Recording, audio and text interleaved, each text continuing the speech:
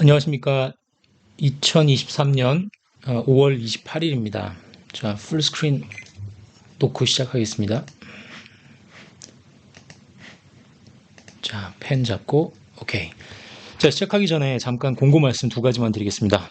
홍사원 기자님, 안녕하세요. 방송 재밌게 잘 보고 있습니다. 기자님이 하시는 적절한 질문들 좋습니다. 전문가분들을 많이 흔들 수 있는 날카로운 질문 많이 나오길 항상 응원합니다. 시청자로서. 자, 갑자기 무슨 헛소리냐. 솔풀경 제가 봤을 때 홍사원 기자님이 제 방송을 보시는 것 같다는 생각이 들어서 갑자기 뜬금없는 소리 했습니다. 아니면 죄송합니다. 두 번째 공고. 자, 5월 25일 며칠 전에 자, 기준금리 3.5%에 한국이 동결하고 나서 이창용 총재가 기자회견에서 1.75% 금리 격차에 대해서 또 얘기를 했습니다. 이거가 환율 결정하는 거 아니니까 제발 연관 짓지 말고 경험에도 맞지 않고 이론에도 맞지 않다. 격차에 집착들 하지 않았으면 좋겠다라고 말씀하셨어요.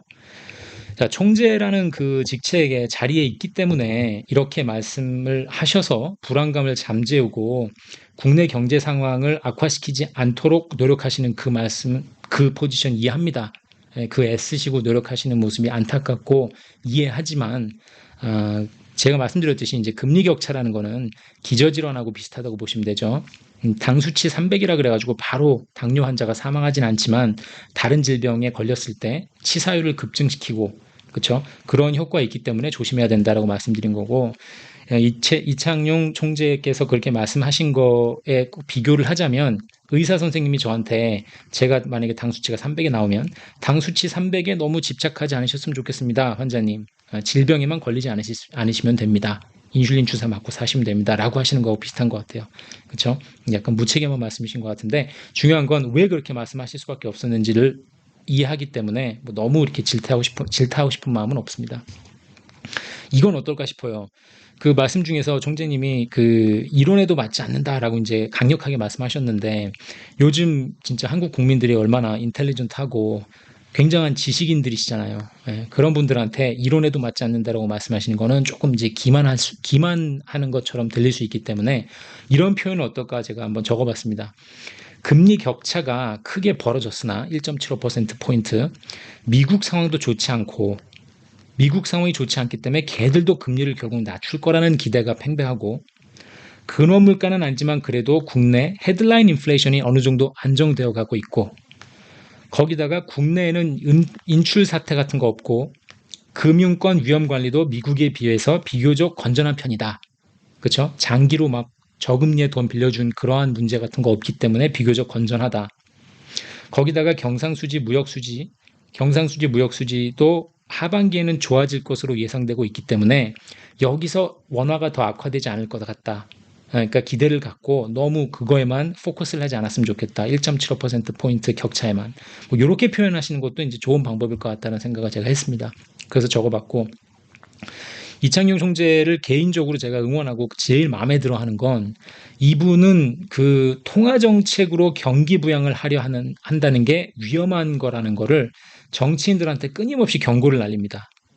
매 Q&A 세션 보면 꼭 이 점을 한 번쯤은 강력하게 짚고 넘어가세요.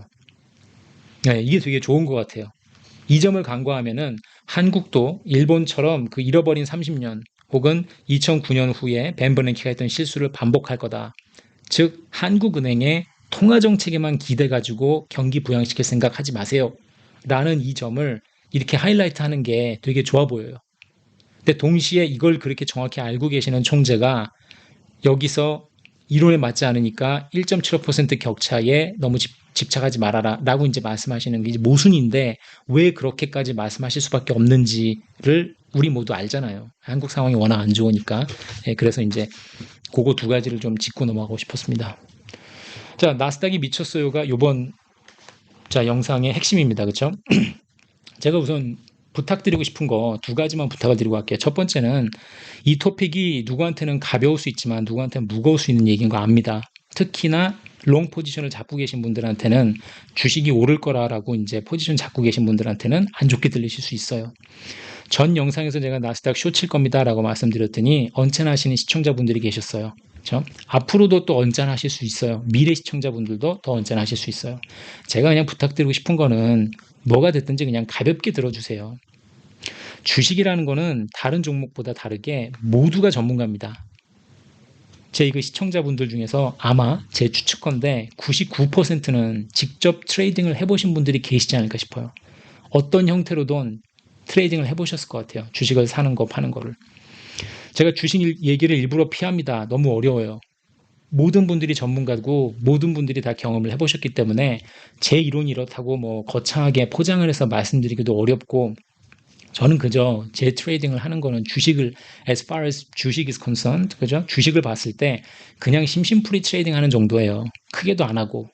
배운 게 도둑질이라고, 제가 전공을 이걸 했고 이쪽이었고 이쪽 일을 했었기 때문에 그냥 마켓을 보고 포지션을 테이크하는 것뿐이지, 제가 뭐라고 말씀드릴 때 그냥 이렇게 생각하는 사람도 있구나라고 이렇게 보시고 넘어가 주시면 감사할 것 같습니다. 더군다나 제가 전에 한번 얼버무린 적이 있는데 코스피 1000 갈 겁니다 라고 했을 때 시청자분들 입장에서도 사실 궁금하실 수 있잖아요. 제가 저거 말만 저렇게 하는 사람인지 아니면 진짜 그쪽으로 그렇게 투자를 할 사람인지. 그쵸? 그러니까 그쪽으로 투자하는 거를 보시길 원한다면 제가 정말 숏을 치고 혹은 충분히 떨어졌을 때 롱을 치고 하는 걸 보시면은 그냥 재미삼아 보실 수 있잖아요. 저런 식으로 해서 솔풀경이 돈을 벌었구나. 저런 식으로 솔풀경이 물려서 지금 뭐 손해를 몇 천만 원을 보고 있구나. 이런 식으로 제가 그냥 보여드리려고 하는 거기 때문에 뭐 큰 그렇게 비중을 안 두셨으면 좋겠습니다. 팩트를 놓고 설명할 때는 정확한 설명이 가능하잖아요. 왜 은행이 많았는지, 그렇죠? 주식은 불가능합니다. 왜냐하면 이게 심리전 싸움이기 때문에 아무도, 세상 누구도 다 일이 끝난 다음에 뒤돌아보면서 이러니까 올랐고 이러니까 내렸어라고 껴 맞출 수는 있지만 앞으로 어떻게 될 거라는 거를 뭐 누가 맞출 수 있겠어요, 그렇죠? 그래서 솔풀경 이놈도 틀릴 거야. 주식 얘기하는 거에서 분명히 틀릴 거야라는 걸 가정하시고 들으시면 감사할 것 같습니다. 처음에 제가 이거 영상 켰을 때 6개월 전에는 말씀드렸던 것처럼 이론만 계속 떠들면 지루하니까 그냥 실전도 같이 합니다. 이 정도로만 생각하시면 좋을 것 같습니다. 한경 글로벌 마켓 뉴스 조재길 기자님이 방송하신 거 이틀 전에 나스닥이 2.2% 뛰고 선물이 2.8% 뛴 날, 그렇죠? 이때 그 댓글 중에 이런 댓글을 봤어요. 지표나 경기 분석도 아무 의미 없는 듯 그냥 월가 큰 손들이 돈질하는 대로 흘러갈 뿐. 자, 이거 동의합니다. 동의하고 제가 절반만 동의하는 게, 제가 주식을 하는 게 이런 거예요. 그러니까 50%는 동의를 하는 거는 맞습니다. 돈질환하는 대로 흘러가는데 중요한 건 이 큰 손들이 돈질환하는 패턴이나 성향, 타이밍이 있다는 거거든요. 그 타이밍을 찾아보자고 다들 하는 것 같아요. 덤비는 것 같아요. 주식을. 어떻게 마켓이 움직일지. 그렇죠? 자, 보시면은 여러분들이 그냥, 저도 그렇지만 다른 사람들이 전문가들이 나와서 방송에서 트레이딩 같은 걸 성공하고 실패했을 때 떠드는 거를 저는 보는 거는 맞으면 왜 맞았는지 하고 틀리면 왜 틀렸는지 그 이유를 그냥 이해를 많이 하려고 해요. 거기서 여러분들도 보시고 자기 걸 만들 수 있는 게 있으면 자기 걸 만들면 되니까. 그렇죠? 그러니까 뭐 본인 생각하고 다르다고 미워할 필요도 없고 같다고 좋아할 필요도 없는, 제가 솔풍경이 뭔가를 했을 때 맞았으면은 제가 저래서 맞췄구나. 틀렸으면은 쟤는 왜 저래서 틀렸구나. 요 정도로 생각하시면 좋을 것 같습니다. 자, 솔풍경 저는 나스닥을 선호합니다. 전에도 말씀드렸죠. 왜 나스닥을 선호하냐? 이 중앙은행 정책에 가장 민감하죠. 그렇죠? 또 대중심리 변화에 가장 민감합니다. 즉 변동성이 상대적으로 크다는 거죠. 트레이딩이 할 때는, 트레이더들이 봤을 때는 변동성이 있어야 돈을 버는 거니까, 잃을 확률도 높아지지만 돈을 벌 수 있기 때문에 변동성이 우선 높아야 되는, 그렇죠? 그런 거고, 저는 개인 종목은 거의 안 합니다. 열 손가락 안에 들 정도고 한국하고 관련 없는 주식을 많이 하기 때문에 거의 안 해요. 그리고 이제 제 개인적인 생각이긴 한데, 방송을 하는 사람으로서 제 방송을 100분이 보시건 10,000분이 보시건 10만 분이 보시건 저는 개인적으로 이해관계 충돌이 없어야 된다고 생각해요. 이 conflict of interest가 어떻게 됐든지 간에 제가 예를 들어 막 뭐 정유사 주식을 사놓고 뭐 기름값 오를 것 같습니다, 이래서 저래서 오를 것 같습니다라고 떠들면 안 되잖아요. 이제 그런 식으로 하기 때문에 저는 퓨처스 보통 선물을 많이 하고, 선물 뭐 전혀 제가 뭐라고 떠든지 간에 상관없이 움직이니까. 얼마 전에 3%하고 슈카형이 한 달 됐나요? 무슨 전지 업체인가? 그것 때문에 엄청 고생하는 거 보고 또 한번 그때 느꼈는데 하여튼 대중을 상대로 뭔가 얘기하는 사람들은 이해관계 충돌이 없도록 각별히 신경을 써야 된다고 생각을 합니다. 자, 이 나스닥 컴포짓하고 퓨처스에 대해서 조금 헷갈려 하시는 분들이 계신 것 같은데 댓글을 보니까 제가 이렇게 설명을 드릴게요.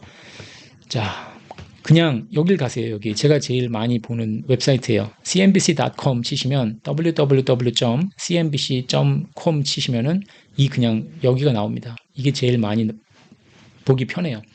자, 미국 US를 누르면은 다우존스 인더스트리얼 레버리지 나오고 이게 30개 모아놓은 거죠. S&P 500개 모아놓은 거고 나스닥 컴포짓 나옵니다. 나스닥 컴포짓은 2,500개 모아놓은 거예요. 러셀 2000은 작은 회사들 2,000개 모아놓은 거고. 그렇죠? 요 옆에 프리마켓을 보시면 프리마켓을 누르면 다우존스를 그대로 따라가는 퓨처스 선물이 있어요. 그래서 다우존스가 지금 33,000에 있으니까 33,100이죠. 선물도 거의 비슷하죠. 33,100. S&P 500은 4,200이고 얘도 4,200 거의 비슷해요. 그러니까 비라 스프레드 정도만 벌어져 있는 건데 나스닥은 좀 차이가 있는 게 나스닥은 여러분들이 보셨을 때 12,000이라 그러면 13,000이라 그러면 퓨처스 마켓은 14,300, 1,300이 높아요. 이건 무슨 뜻이냐면 나스닥 컴포짓은 2,500개를 모아놨는데 테크 기업을 여기서 말하는 나스닥 퓨처스는 나스닥 퓨처스 100이에요. 100. 100개만 모아놓은 거예요. 큰 거 100개만. 팽스톡이라든지 뭐 테슬라 이런 애들. 그렇죠? 뭐 페이스북, 구글, 아마존, 넷플릭스 이런 애들 모아놓은 거. 즉 2,500개 모아놓은 게 13,000인데 퓨처스가 14,300이라는 건 그 100개가 훨씬 더 많이 뛰고 있다는 거죠. 나머지 2,400개보다 버튼 2,400보다 톱 100개가 훨씬 더 미친 듯이 뛰고 있다. 거기에 거품이 더 많이 끼고 있다는 뜻이에요. 지난 몇 년 동안 나스닥이 퓨처스하고 차이가 500 정도 났어요. 얘가 13,000이면 프리마켓은 13,500 정도였어요. 그리고 지난 몇 주 동안, 두세 달 동안은 얘가 1,000까지 벌어집니다. 얘가 13,000이면 프리마켓이 14,000이었는데 지난 며칠 동안 이게 쭉쭉쭉 벌어져서 1,400포인트까지 벌어지고 있어요. 즉 100개의 가장 큰 테크 기업이 상승률이 훨씬 더 세다는 거예요. 밑에 있는 2,400개보다. 즉 돈이 몰리고 있다는 거죠. 잘 나가는 큰 기업들에 애플에 쏠리고 엔비디아에 쏠리고 구글에 쏠리고 마이크로소프트에 쏠린다는 얘기예요. 더 쏠림 현상이 심해진다는 얘기예요. 그리고 나머지 태그는 요거 다 보시면 되고 이게 제일 보기 쉽게 나와 있어요. 이 웹사이트가. 여기 가서 그냥 찾아보시면 돼요. 제가 트레이딩 한다는 건 이겁니다. 나스닥 퓨처 100. 다른 퓨처스도 당연히 있는데 제일 리퀴드하고 유동성이 좋고 마켓이 크게 형성되어 있는 것, 즉 제가 사고 싶을 때 사고 팔고 싶을 때 팔 수 있는 가장 리퀴디티가 많고 트레이딩 레인지가 많은, 볼륨이 많은 게 나스닥 퓨처스입니다. 저는 이걸 트레이딩 한다는 거예요. 이게 변동성이 제일 심하기 때문에. 자, 그럼 원래 슬라이드로 와서 펜 잡고 오케이. 자, 그래서 여기 그 두 가지 차이 아시겠죠? 그겁니다. 거기 가서 보시면 되고, 그래서 큰 100개 기업이 지금 독주하고 있다 이렇게 보시면 되고, 지금 광기가 미쳤죠. 한마디로 마켓이 미쳐서 올라가고 있는데 언제까지 갈 거냐? 요거를 보고 미쳐서 올라가고 있는 마켓을 보고 지금 당장 숏을 칠 수는 없습니다. 멈춰야 돼요. 이게 멈추길 기다려야 돼요. 멈추거나 살짝 떨어져야 돼요. 예전에 테슬라를 누가 봐도 300불, 350불, 얘네가 얼마까지 갔죠? 400까지 갔나? 잘 기억은 안 나는데 테슬라가 미친 듯이 올라가지고 그 다음 2등에서 9등까지, 2등에서 10등까지 시총을 다, 자동차 회사 나머지 9개를 다 합친 시총보다 컸었죠, 테슬라가. 그렇게 미친 듯이 올라갔어도 숏은 못하죠. 어느 강심장이 이 상황에서 숏을 때리겠어요. 나스닥 보고. 마찬가지예요. 지금 광기 때문에 계속해서 지속돼서 올라갈 때는 그 앞에 가서 숏을 치면 바로 치여서 죽습니다. 자, 전문가들도 헛다리 많이 짚습니다. 그렇죠? 예, 얼마나 어려운지를 보여주는 거 제가 두 가지만 보여드리고 갈게요. 조재길 기자님이 했던 한경 글로벌 마켓 뉴스에서 말씀해 주셨어요. 엔비디아 급등 직전에 다 매도한 캐시 우드. 캐시 우드 누님이 얼마나 열받겠습니까? 아니, 아크 혁신 펀드라는 이름이 아크 이노베이티브 펀드인데 엔비디아를 팔면 어떡해요? 그죠? 그래서 올해 1월 달에 제로였대요, 제로. 얼마나 열받을까? 얼마나 열도 받고 쪽도 팔리고 배도 아프고 저렇게 엔비디아가 뛰는데. 그러니까 이분이 봤을 때 엔비디아 오버프라이스 됐다. 오를 때까지 올랐다. 그래도 오르잖아요. 답이 없어요. 예, 답이 없습니다. 못 맞춰요. 전문가도 못 맞추고 여러분도 못 맞추고 그냥 심심풀이로 하는 게 제일 좋아요. 자, 두 번째 거. 왼쪽 것만 먼저 보세요. 왼쪽 건 뭐냐면 자, 유러피언 스톡 얘기를 하는 거예요. 브렛 아른즈라는 기자가 썼는데 간단히 요약을 하면 이 사람이 뭐라 그러냐면 여러분 1년 전에 비해서 독일, 프랑스, 아일랜드 은행 주식이 16%, 20%, 30%씩 떨어졌습니다. 1년 전에 비해서. 제가 1년 전에 분명히 그 주식 파시라 그랬죠? 떨어졌죠? 예. 지금은 사실 때입니다. 지금은 사시면 됩니다. 예. 밴가드 유러피안 ETF를 보시면 충분히 떨어졌으니까 지금 올라갈 기회입니다. 압니다. 지금 경제에서 제일 가장 걱정하고 있는 게 스태그플레이션. 그렇죠? 스태그플레이션 위험 있고 고금리 위험, 금리 정상화하게 됐기 때문에 고금리에 대한 위험, 그리고 경기 침체, slowing economic growth 이거에 대한 우려가 있는 거 압니다만 충분히 지금 은행 주식 떨어졌기 때문에 아주 괜찮아 보입니다. 은행 주식. 라는 기사를 이 양반이 썼어요. 1년 전에. 근데 이게 언제 기사냐? 2008년 6월 기사예요. 2008년 6월에 2008년 3월에 베어스턴이 JP 모건한테 인수됐다 그랬잖아요. 그러고 나서 3개월 동안 쫙 기똥차게 오른다 그랬죠. 이게 2007년 6월에 이 양반이 얘기하는 게 100불을 찍어요. ETF가. 이게 지금 유럽 은행 ETF예요. 그러고 나서 85까지 옵니다. 요때 85 왔을 때 이때 기사를 쓴 거예요. 이 사람이. 충분히 지금 이만큼 떨어졌으면 15%, 20%, 30% 떨어졌기 때문에 프랑스 은행이든 독일 은행이든 이탈리아 은행이든 사시면 됩니다. 오를 겁니다. 이 얘기를 쓴 거예요. 그리고 나서 3달 있다가 리먼이 파산하죠. 그러니까 이게 50불이 됩니다. 그리고 나서 6개월 더 지나서 2009년 3월 되니까 바닥 찍었을 때 37불이 되죠, 이게. 그리고 나서 ECB랑 페드에서 돈 찍으니까 쭉 오르는 거고. 중요한 건 이때 기사를 쓰면서 이 말을 하잖아요. 경제 스태그플레이션 위험 있고 고금리 위험 있고 경기 침체 올 수 있으니까 걱정하는 건 압니다만 충분히 떨어졌기 때문에 사시려면 사세요. 밴가드 유러피안 같은 거 아주 좋습니다. ETF 한번 생각해 보십시오. 제대로 헛다리 짚은 거죠, 이게 2008년 6월에. 이런 식으로 마켓 보는 게 정말 어렵습니다. 네, 전문가들이어도. 잠시만요.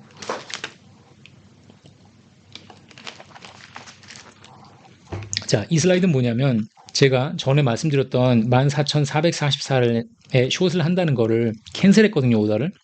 근데 이걸 캔슬했는데 그 캔슬한 거 말씀드리기 전에 우선 제가 마켓을 볼 때 어떻게 보는지를 간단히 설명을 드릴게요. 첫 번째로 제가 보는 거는 유동성을 가장 큰 흐름을 봅니다. 빅픽처를 봐서 뭐가 과연 간땡이를 붙게 할 수 있을까요? 하는 간땡이 수치를 봐요. 그렇죠? 이게 뭘까요? 여러분들이 지금 지난 몇 년 동안 1, 2년 동안 많이 우리가 얘기해온 기준금리 효과, 양적 완화, 돈 찍기죠. QE 같은 거, 통화량 늘리기 줄이기, M2, 은행들이 대출을 얼만큼 해주고 있느냐. 이 큰 흐름이 어떻게 바뀌고 있냐를 우선 봐요. 이걸 결정하는 요인들은 뭐냐? 경제 성장성, 인플레이션 위협, 실업률이 어디가 있는지, 그다음에 중요한 건 정치, 민심, 돈을 얼마나 정부가 풀어야 하는지, 재정 쪽으로 봤을 때. 이게 십몇 년 동안 계속 오름이었죠. 이지만이었잖아요. 돈을 풀어주다가 요즘은 계속 떨어지는 분위기니까 이제는 장이 떨어질 분위기다라고 이제 생각을 많이 하고 있는 거고 이게 기본 바탕이 돼요. 1번이. 제 마음속에 이제 그리는 거예요, 저는. 두 번째는 이 지금 바탕이 된 후에 그 바탕 속에서도 맨날 떨어지는 건 아니니까 떨어지다가도 오르고 떨어지다가도 오를 수 있는데 이 오르는 이 이펙트들이 뭐가 있을까를 봐야겠죠. 굵직한 뉴스를 봅니다. 굵직한 뉴스라는 거는 은행 파산 때문에 위험했지만 반대로 인수한다 그러면서 안심이 되고 JP모건이 퍼스트 리퍼블릭에 인수한다 그랬을 때 안심이 되고 실리콘밸리 뱅크가 망한 건 안 좋았지만 페드가 들어와서 구제금융을 해주는 BTFP를 실행을 하니까 또 안심이 되죠. 한국 부동산 값 떨어지지만 계속 떨어지고 작살나지만 정부에서 특례론을 가져왔을 때 40조를 푸니까 부동산이 오르죠. 이런 식으로 굵직한 뉴스들이 분명히 있습니다. 계속 튀어올라요. 튀어오르는 요소들은 왜 생기냐?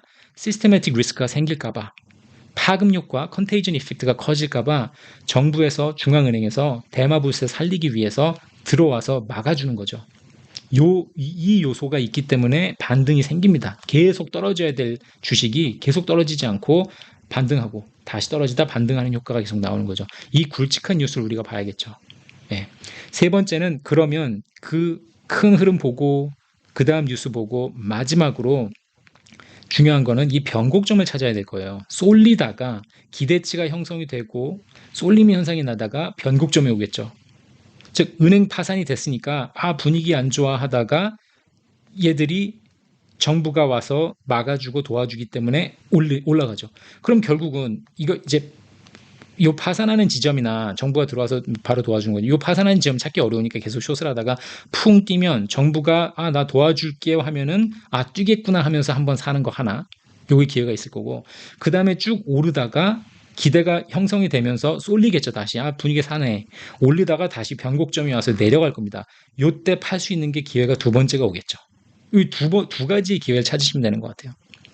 BTFP라는 게 나왔을 때가 요 1번 기회였고 지금 2번 기회를 찾기 위해서 제가 14,400이 444에서 숏할게요 라고 했는데 요 변곡점이 요때쯤 올 줄 알았는데 제가 글씨 너무 안 써지네요. 죄송합니다. 올 줄 알았는데 지금 보니까 충분히 더 오를 것 같아요. 그래서 요걸 지금 캔슬한 상황이에요. 요 변곡점을 어떻게 찾냐.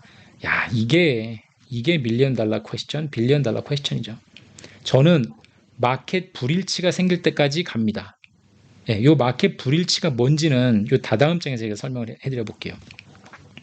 요 지금 마켓 불일치가 14,444에서 올 것 같았는데 6월 중순에 지금 제 생각이 지난 며칠 동안 돌아가는 상황 보면서 바뀌었어요. 왜 바뀌었는지 설명을 드려볼게요. 자, 한 달 전에 제가 현실적 조언이라는 영상 찍으면서 여기서 말씀드린 거 있죠. 주식을 지금 요즘 같은 시장에서는 단타로 작게 드세요. 욕심 부리면 힘듭니다. 그랬죠.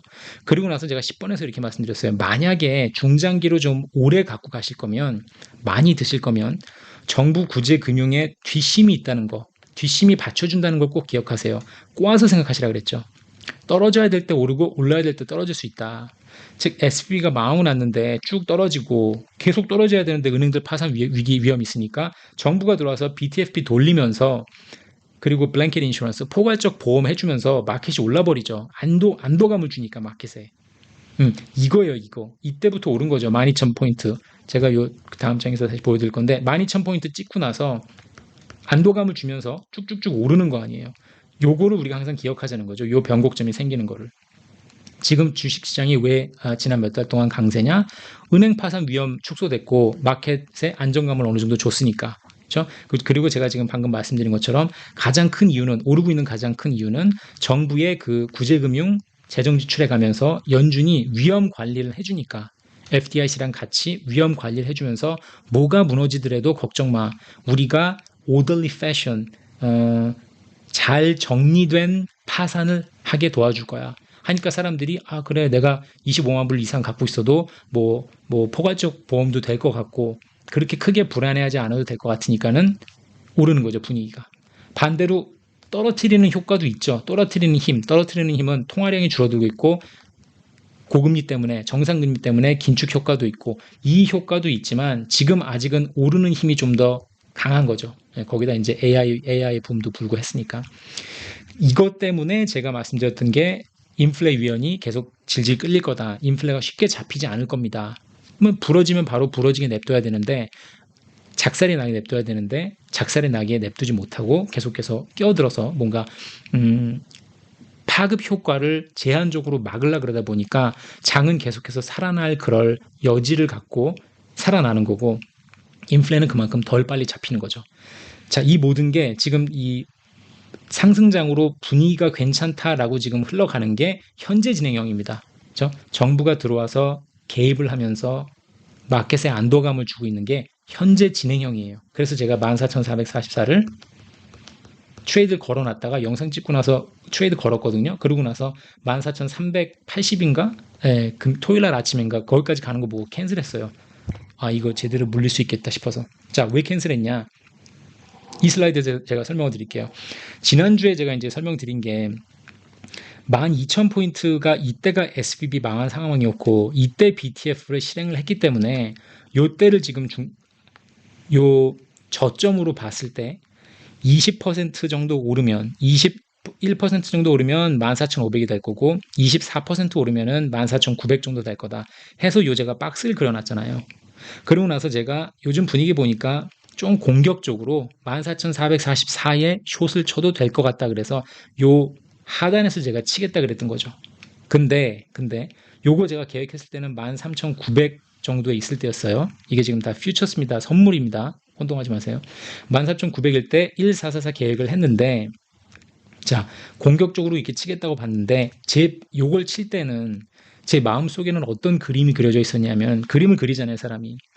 6월 중순에 FOMC가 동결을 하면서 5.25%에서 동결을 하면서 그걸 기점으로 탑을 치고 14444를 살짝 넘겨서 뭐 14,500이 됐건 14,600까지 올라갔다가 쭉쭉 떨어질 것 같다라는 혼자 시나리오를 그렸어요, 머릿속에. 근데 지난 일주일 동안 딱 보니까 AI 붐 때문에 뭐가 됐든지 간에 엔비디아가 미친 듯이 오르면서 투자자들이 기다렸다는 듯이 막 미친 듯이 돈을 물고 들어왔죠. 물고 들어오는데 더 중요한 거는 숏 투자자들이 항복이 더 중요해요. 캐피큘레이션이. 이게 더 한 명이 사야 될 게 이 숏 투자자들이 항복하고 나오면서 두 명, 세 명이 더 사는, 그러니까 더 강고압으로 이어지면서 쭉 강하게 올라가는 상황을 보이면서 퓨처스가 2.8%가 올라버리는 거죠. 그 전에 숏이 많았다는 거는 한계에 다다를수록 오르면 오를수록 그 반등할 수 있는 힘이 더 강해지는 거거든요. 사람들 간땡이가 붙는 걸 못 버티는 거죠. 숏 치고 있었던 애들이. 요때부터 SVB가 망한 다음에 숏 포지션이 많이 늘어납니다. 특히 기관 숏이 많이 늘어나요. 기관 투자자들의 숏이.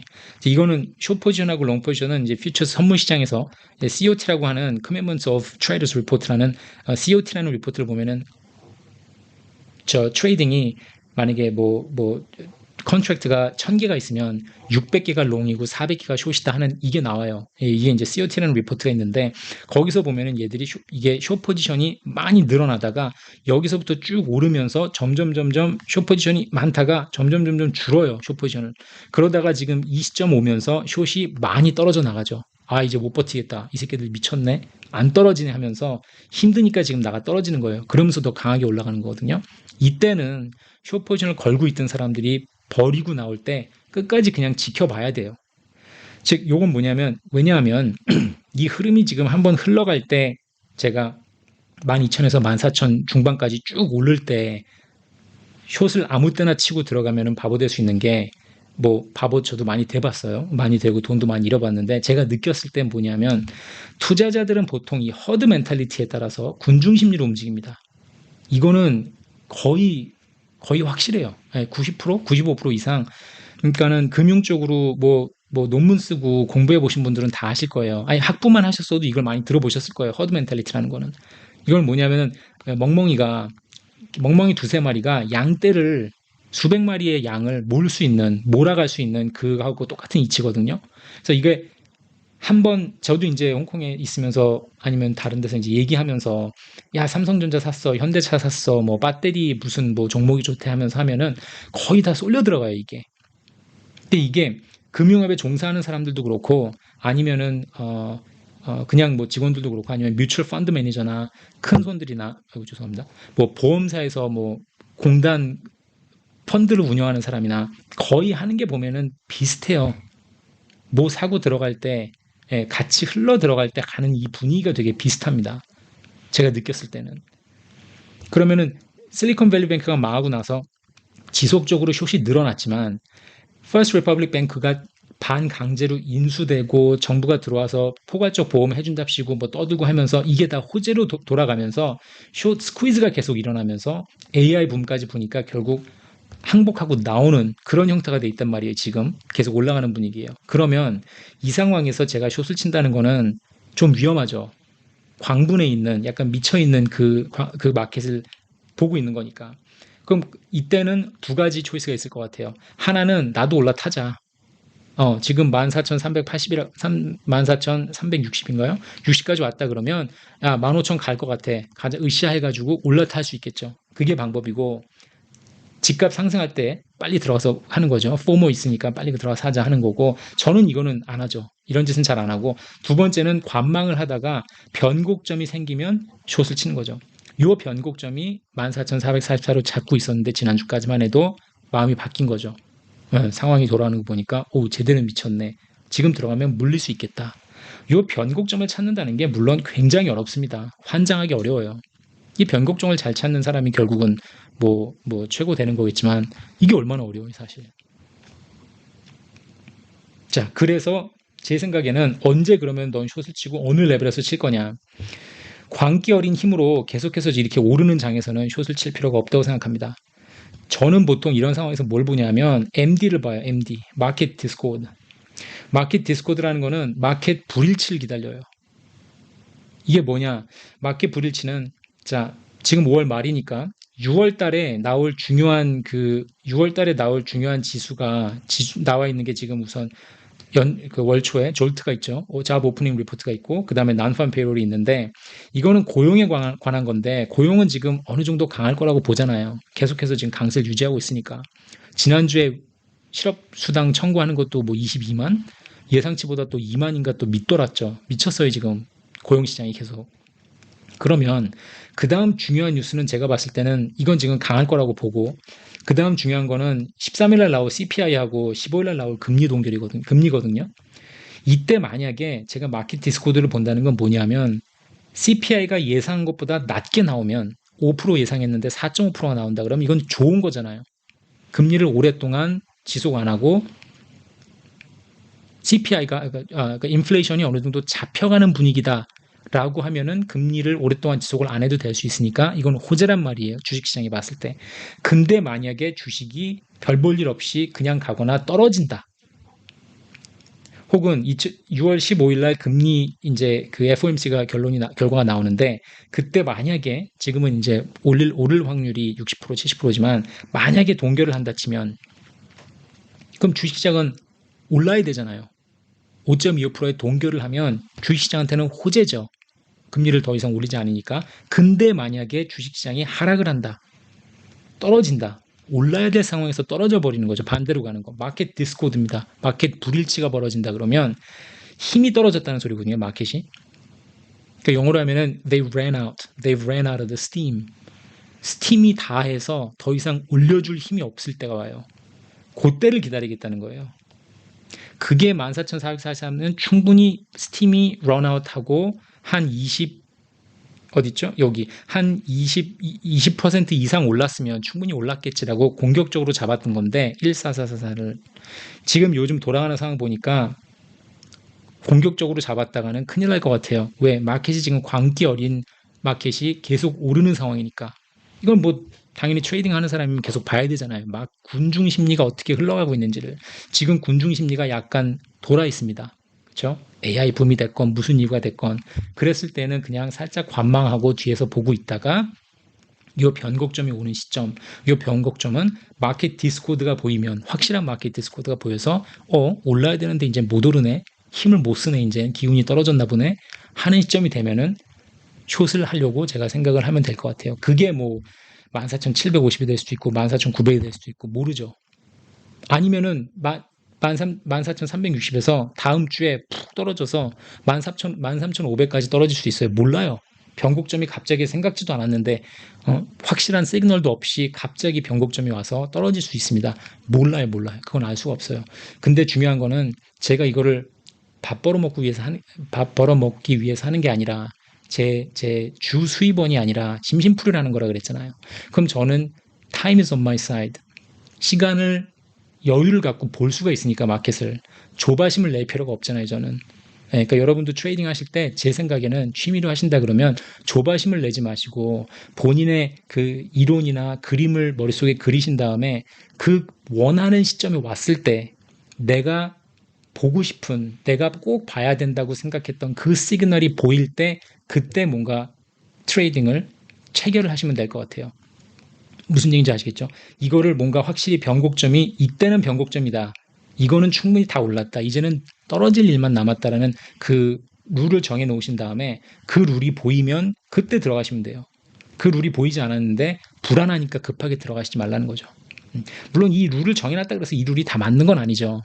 근데 마켓을 오래 보신 분들은 아시겠지만 대충 감은 오잖아요. 지금 이 상황에서 제가 14,444를 포기하고 조정해서 더 높여 잡아야 된다는 건 누가 봐도 이건 너무 당연한 커먼센스잖아요. 상식이잖아요. 지금 이 상황에서.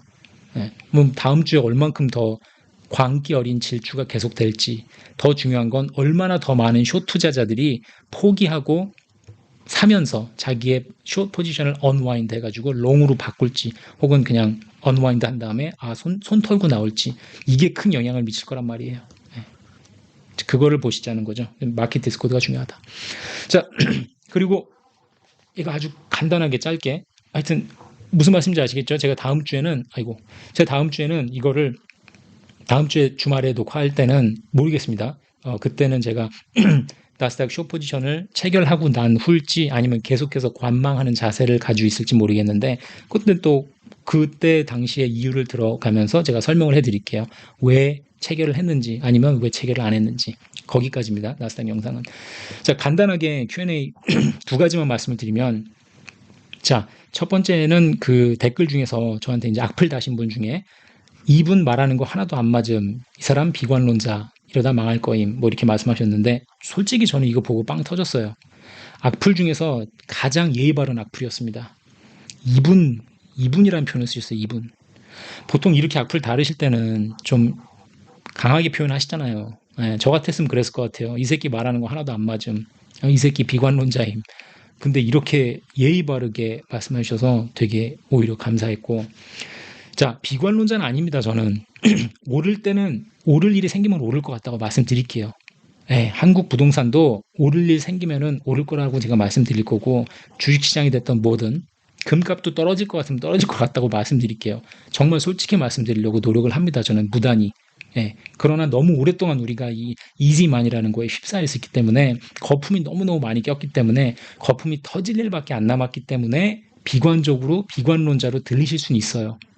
그 백그라운드를 이해를 하시면은 왜 그렇게 말씀드리는지 아실 수 있을 거예요. 제가 혹시라도 유튜브를 계속 앞으로 하게 된다면 5년, 10년이 지난 다음에는 다시 상승론자로 바뀌어 있을 수 있죠. 지금 바닥 쳤습니다, 여러분.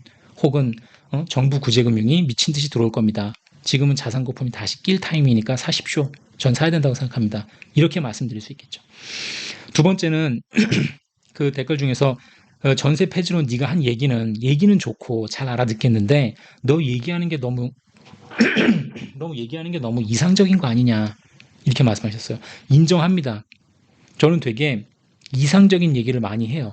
종종 할 거예요. 여태까지 했고 그래서 제가 솔직한 대화로 풀어보고 싶다는 그런 이름을 줬는지도 모르겠습니다.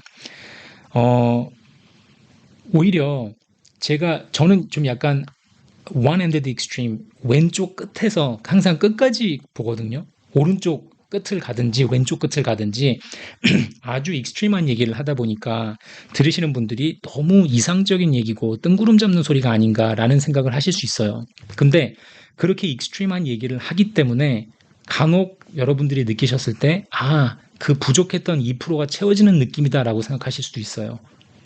그러니까 약간 양날의 검인 것 같아요. 예, 어떻게 들으시면 너무 이상적이기도 하고 어떻게 들으시면 그렇기 때문에 이렇게 흘러가고 있구나 라고 좀 느끼실 수도 있고 그냥 뭐 제 변명입니다. 그거는 저는 뭔가가 솔직히 바뀌어야 된다고 믿으면은 그게 현실성이 떨어져도 계속 떠들어요. 혼자서.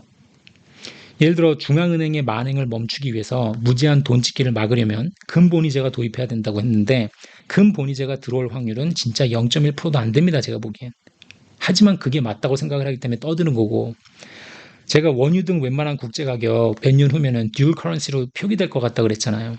그게 중국이 근본이자를 떠안고 들어와서 나오는 화폐던 미국이 SDR을 연동시켜서 나오는 화폐던 미국이 지금 너무 하는 행위가 이상하고 원탑 그 기축통화로서 남한은 있겠지만 하는 행동을 봤을 때는 저게 얼마나 유지가 될까라는 그런 퀘스천 마크를 주는 그런 커런시가 되다 보니까 듀얼 커런시도 표기가 될 수 있을 것 같다라고 좀 현실하고 동떨어진 그런 이상적인 말씀을 드리는 거고 저금리 정책을 막아야 됩니다라고 계속 떠들긴 하지만 저금리는 제가 말씀드렸잖아요. 자산시장의 마약이라고 다들 다시 1%, 2% 가길 지금 목 빠지게 기다리고 있습니다. 다시 갈 거예요, 이거는.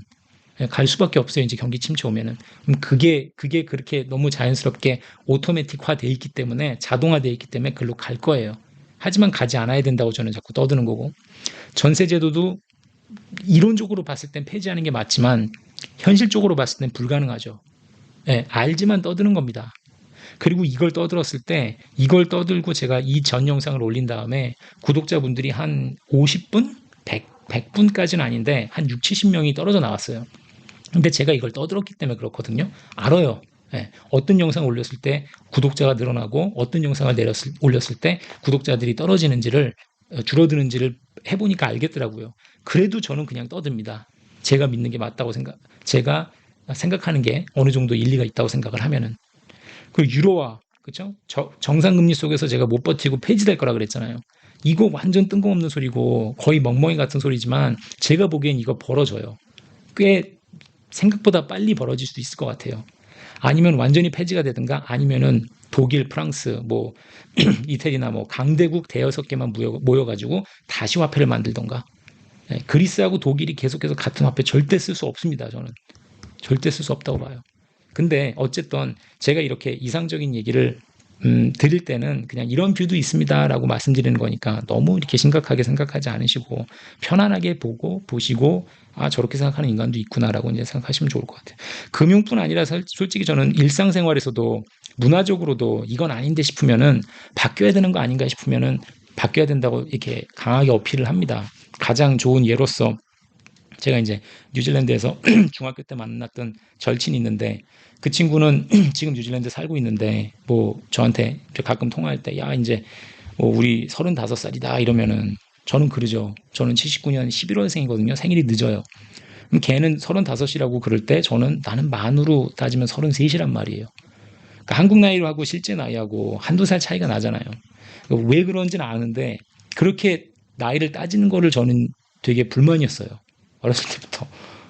중요한 얘기는 아닌데 계속 걔랑 이제 친한 친구니까 티격태격하고 웃고 이제 그러고 말았는데 요번에 코로나 생기고 나서 백신 맞는 것 때문에 나이 문제 헷갈리니까 실제 나이로 바꾸자고 법으로 만들었잖아요.